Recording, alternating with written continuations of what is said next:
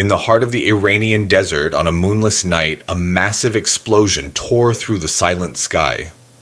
It was not a stray bomb, nor an accident, but a chillingly precise strike. A team of American Special Forces, supported by stealth aircraft, reconnaissance satellites, and hypersonic drones, launched a direct assault on Iran's most secretive nuclear research facility. In less than 90 minutes, the entire complex was obliterated. Nearly 1,000 scientists from China and Russia were eliminated on the spot. The nuclear program, covertly built by the Shadow Alliance over years, turned to dust in a single night.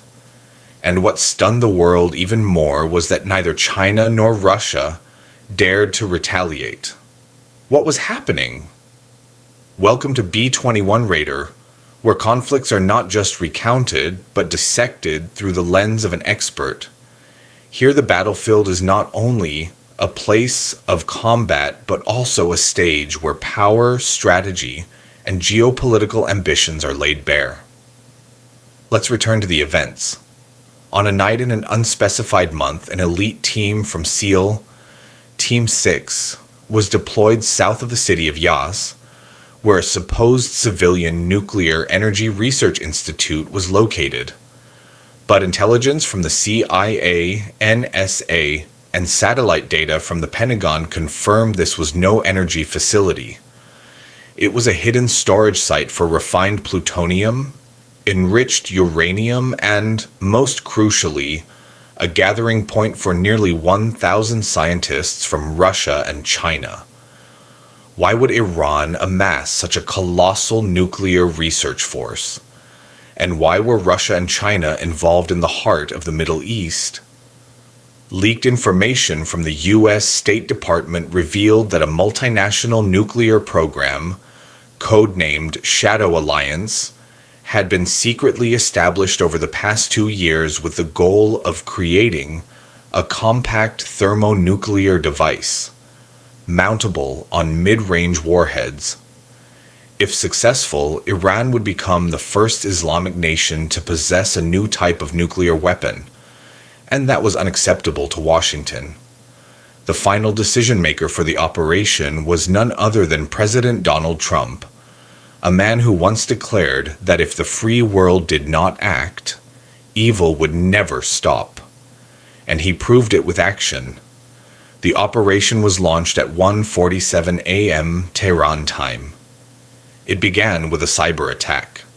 A U.S. Air Force MQ-28 Ghostbat strategic drone glided over Syrian airspace, deploying a microwave warhead that paralyzed all air defense radars within a 300-kilometer radius.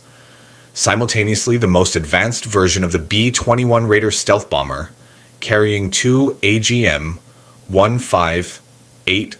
LRASM cruise missiles, fired directly at two Iranian S-300 complexes positioned around the research facility. Less than 12 seconds after the radars went offline, Iran's control stations were plunged into darkness. And then two upgraded stealth MH-60 Black Hawk helicopters silently approached from the northwest. Inside was a special forces team of just 24 operatives. They were warriors who had participated in the operation to eliminate terrorist mastermind bin Laden. The Americans called them Ghost Walkers, for no one heard their footsteps and no one survived to tell the tale. The team landed just 4 kilometers from the target, moving entirely on foot.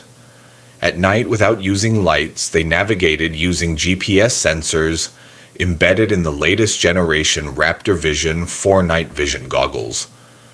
Meanwhile, overhead, a U.S. Space Force TRC satellite with ultra-high-resolution infrared imaging was streaming live footage to a coordination center in Nevada.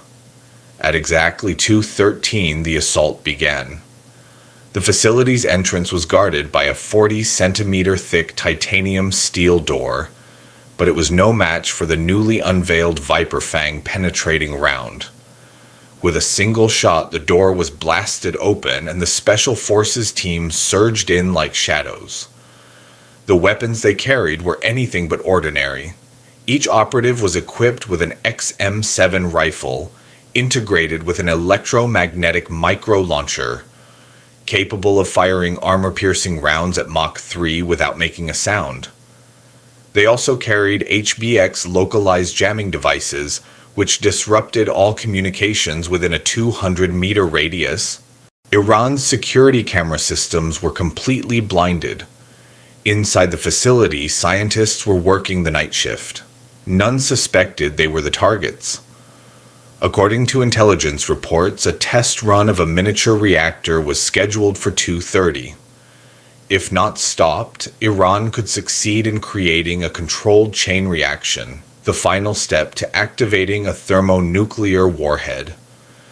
The American operatives split into 3 groups. One stormed the control center, another planted explosives to destroy the cooling system and backup power, and the third descended to the 3rd basement level, where radioactive samples supplied by China were reportedly stored.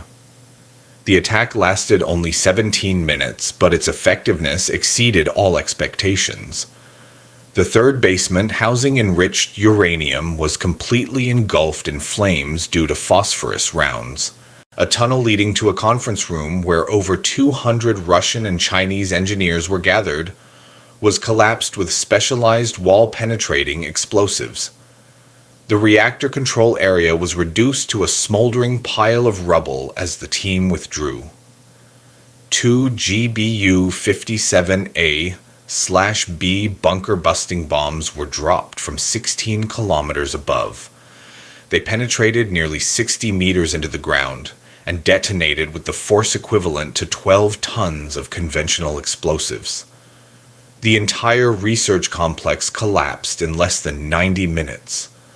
The United States accomplished what no one thought possible, eliminating nearly 1,000 Russian and Chinese nuclear experts, wiping out Iran's largest underground nuclear facility, and withdrawing without leaving a trace. The questions arose: how could such a complex operation go undetected? Why did Russia and China, despite losing personnel, technology, and prestige, not respond? And what awaited Iran after this devastating blow as radioactive dust began rising from the 3rd basement? None of the surviving engineers had time to comprehend what had happened. Just 22 minutes after the raid began, nearly 1,000 scientists from 3 nations were forever buried in the desert. This was not just a military strike, but a blow to the intellectual and technological capital of Russia, China, and Iran. According to a report from the International Intelligence Network, Five Eyes, the Yas facility was not only a center for fission material research, but also the hub of a tri-national collaboration program codenamed Firecrown.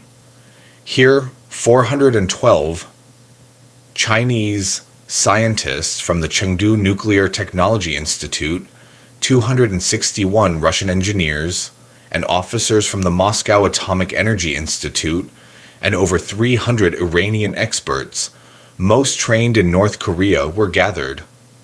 All were taken out of the fight in less than an hour, and it was no coincidence. Using data from the KH-12 satellite, the Pentagon pinpointed every workspace, laboratory, and underground level. Each Special Forces team was tasked with erasing traces, dismantling networks, and wiping out all personnel data. No one was allowed to survive to continue the program. On the 2nd basement level, a 300-square-meter control room equipped with neutron detectors and a liquid helium cooling system was demolished by a smart C4I explosive package. This explosive was designed to detonate only upon fingerprint verification from the activator, preventing any unintended errors. And the man who pressed that trigger was Lieutenant Owen Marshall, a veteran of the operation to dismantle ISIS in Mosul. At 2:27 a.m., the entire ceiling of the 2nd basement collapsed. Smoke, toxic gas, and temperatures exceeding 1,500 degrees Celsius ensured that no one within a 50-meter radius could escape. Meanwhile, on the deepest level, the fourth basement, a silent battle was unfolding. This was where China had deployed systems to analyze experimental plutonium samples, including 32 new-generation DF Alpha Mary centrifuges, delivered just 2 weeks prior. The entire area was destroyed by a previously undisclosed device called Tactical Vortex, translated as Tactical Whirlwind. This was a mini drone the size of a suitcase, capable of navigating tunnels, detecting breathing and heartbeats, and automatically targeting the densest biological clusters. Upon detecting 17 living individuals hiding behind a technical wall, the drone detonated with electromagnetic pulse waves and high-temperature fragmentation rounds. No one remained intact for identification. The Special Forces not only destroyed equipment but also carried a Black Note data collection device, capable of copying 64 terabytes of data in just 4 minutes. They downloaded the entire thermonuclear research database before detonating the data center with an RF-controlled nanobomb. As the team completed their withdrawal, 2 B-2 Spirit bombers, activated from Diego Garcia, arrived from the south and dropped 2 GBU-57AB deep-penetrating bombs. These bombs could burrow nearly 70 meters through rock and detonate in layers, collapsing all reinforced concrete structures. At that moment, the ground shook as if struck by a magnitude 5 earthquake. A massive flame shot into the sky, and a black smoke column over 1 kilometer high lingered for 4 hours. The aftermath was not just a pile of rubble, but a shock wave across political, scientific, and strategic spheres. Nearly 1,000 high-caliber nuclear personnel, along with all equipment, data, and infrastructure of the covert nuclear program, were erased by the United States in just 90 minutes. British intelligence commentator James Alcott called this a strike that paralyzed the central nervous system of a dozen rising powers. For not only did Iran lose all its technology, but Russia and China also lost their networks of experts trained over the past 15 years. And the most astonishing fact was that not a single Iranian missile was fired. Not a single defense officer survived to sound the national defense alarm. This was the power of a new generation of weapons, not just superior in firepower, but unmatched in denying the enemy any chance to react. Stealth drones, smart bunker-busting bombs, special forces equipped with integrated biological sensors, and electronic data backup technology in ionized environments, all that the United States possessed was deployed flawlessly in this operation. And the man who authorized it without a moment's delay was President Donald Trump. Despite opposition from some national security advisors, he declared at a July 1st White House meeting, "If we wait another week, they'll have a mini warhead, and if they do, we'll face eternal blackmail." That statement was not just decisive, but a reminder that strength sometimes lies not in numbers, but in timely decisions. After the operation, global media was shaken. Reuters quoted European diplomats, "Nothing is more terrifying than an attack no one dares condemn." For both China and Russia, despite losing personnel, face, and influence, only issued statements and then fell silent. So the question arose, were they quietly preparing retaliation, or had they accepted the reality that the United States held the power to decide who could possess nuclear weapons and who could not? Part 3 will reveal the reactions from Moscow, Beijing, and Tehran. But more importantly, it will uncover the power game about to unfold on the media and international diplomacy fronts. In the first 24 hours after the attack, no official statement came from Washington. All the world knew was that a major incident had occurred at an Iranian research center, leading to the area's lockdown and localized radioactive contamination. Iran's state television broadcast a 7 a.m. report calling it sabotage by terrorist elements. China's CCTV aired only a single brief line stating that some Chinese experts had encountered an incident while working in Iran. Russia remained completely silent. But behind closed doors, Moscow and Beijing were seething. Within 6 hours, both capitals convened their national security councils. They knew no terrorist group could infiltrate a facility buried deep underground, protected by radar, missiles, and over 200 Iranian special forces. Only one name had the capability and audacity to pull it off: the United States. Russian intelligence reports from Damascus confirmed at least 3 simultaneous radar jamming operations from Syria and the Gulf at the time of the attack. China detected the loss of signals from 3 low-orbit observation satellites just before the explosion. And most notably, a source within Iran's general staff revealed that no missiles were detected before the ground station went offline, and no signals were intercepted before the assault team appeared. The entire defense system was neutralized without anyone pressing the alarm. This was not a military strike. It was a complete denial of any response capability. Russia's president convened an emergency meeting with the Defense, Ministry, and GRU military intelligence. China's operation was directly overseen by the chairman. Initial reports confirmed at least 673 Chinese citizens killed and nearly 300 Russians missing, their identities unconfirmed. So why didn't Russia and China retaliate? Why was no missile fired back? Why were no warships deployed to confront in the Persian Gulf? The answer lies in how the United States established the information battlefield immediately after the operation. That morning, Fox News, CNN, followed by The Guardian and Sky News, simultaneously published a report from an anonymous Pentagon source. Its content was a mere 3 lines.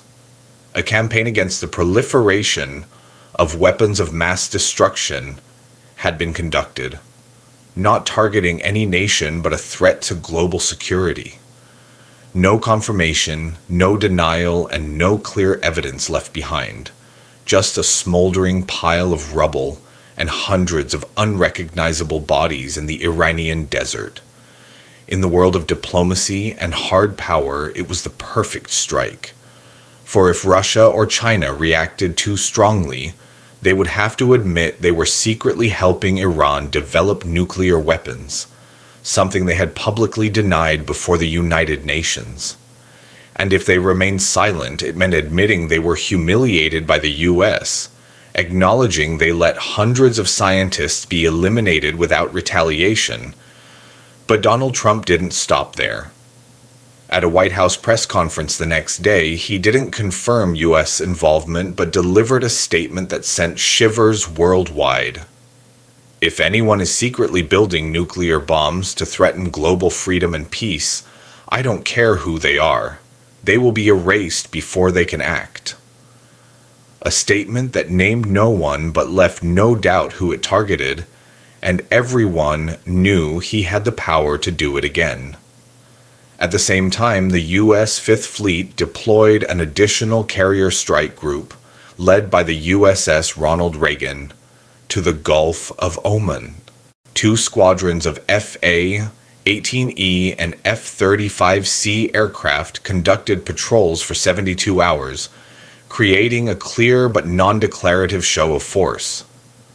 Why did Donald Trump do this? Because he understood that modern warfare doesn't start with gunfire, it starts with a message, and the message was clear. If you secretly build weapons of mass destruction, The United States will silently erase you. Middle Eastern nations from Saudi Arabia and the United Arab Emirates to Israel immediately issued statements supporting the U.S. An Israeli diplomat even said, "This was a textbook strike, no bloodshed on TV, but enough to shut down every nuclear lab in the Middle East." Meanwhile, the United Nations couldn't convene an emergency meeting because no nation formally accused the U.S. Not Iran, not Russia, not even China. Some Western media called it the war with no opposition. International hybrid warfare expert Dr. Marcus Locke noted that this was the first time since the Cold War that the world witnessed a large-scale military operation with no opposing military response. Was it fear or silent acknowledgement of a superior power? The Shadow Alliance plan was an ambition to reshape the global nuclear power balance. A power triangle of Iran, Russia, and China secretly collaborated to develop small-scale thermonuclear weapons, aiming to create warheads mountable on mid-range cruise missiles. No aircraft carriers or bombers were needed, just a mobile system sufficient to deter an entire region. This model was called non-traditional deterrence weapons. China provided ultra-fast neutron separation sensor designs. Russia supplied experts in calculating primary neutron doses, and Iran provided the facility's location and an underground logistics network in Syria, Iraq, and Lebanon. It seemed everything was ready, but in one night every structure, person, and piece of data was erased from the map. Iran's foreign ministry was forced to admit that the Yas Energy Research Project was completely destroyed. The facility would not recover for at least 7 years. Within Tehran, voices called it a national nuclear disaster. In Moscow, internal analyses from the Russian Academy of Sciences showed that the Firecrown program lost over 800 experts and all specialized equipment, unable to resume for a decade. In Beijing, the damage was even more severe, with over 400 Chinese scientists vanishing without clear evidence. The Chinese government couldn't issue a strong rebuttal to international opinion, as doing so would indirectly admit involvement in Iran's nuclear weapons development. All three nations chose silence, not out of calm but out of powerlessness against a situation they couldn't control. The reality proved one thing: the United States is not just a military superpower. It's a superpower that controls the very pulse of modern warfare. And the man behind this pivotal decision was President Donald Trump. He didn't need to send troops to the front lines or warn the United Nations, just a nod, and an entire covert tri-nation alliance turned to dust. Donald Trump didn't strike at people. He struck at something far more critical: the enemy's strategic confidence. After the operation, a series of U.S. allies like Japan, South Korea, Israel, and India strengthened cooperation in sharing anti-proliferation technology for weapons of mass destruction. NATO expanded its electronic logistics control mechanisms in cyberspace. And most notably, Gulf nations, typically neutral, now openly backed Washington. At a Riyadh meeting, a Saudi representative stated clearly, "The silence of Russia and China is an admission that no one can stop the United States." Domestically, support for Donald Trump surged. Post-operation polls showed nearly 68% of Americans approved of his handling of global nuclear issues. It was not just a military victory, but a triumph in the American psyche. For the first time in years, Americans felt their nation had reclaimed its place as a true superpower, not through words, but through actions, swift, precise, and unstoppable. The question now is whether this operation will usher in a new era of stability, or merely mark the start of a long-term covert confrontation between the US and Eastern powers. Analysts at the Rand Corporation warned that while Russia and China have not yet responded, their silence today may be preparation for a covert strike tomorrow. But that doesn't change the reality that in the latest battle, the US struck directly, struck first, and struck at the heart of the enemy's strategy. The world may change, but the truth remains. No one can challenge the United States when it decides to fully deploy its technology, intellect, and willpower. So what lies ahead? Will Moscow quietly advance its S-500 program in Syria? Will Beijing dare accelerate plans in the South China Sea or Taiwan? And will Iran have the courage to restart its nuclear program? Or will everything halt before a power proven to be absolute? A famous saying in Western military strategy goes, "Silence is the loudest voice when the enemy knows they have no path to resist." And this time, Russia, China, and Iran chose that silence. After this strike, America needs no praise or enemy acknowledgement. The only thing America needs is absolute respect. Thank you for watching our analysis of this conflict's events. Here we don't just tell stories. We analyze, dissect every move, every tactic, every shadow behind each war. If you're passionate about geopolitics, military power, and what's really happening behind the scenes of global battlefields, then the B21 Raider channel is for you. Don't forget to subscribe because every video is a canvas of data, analysis, and truths not everyone dares to speak. And if you find this content worthy, leave a comment to share your perspective. War is not a game, and every viewpoint matters.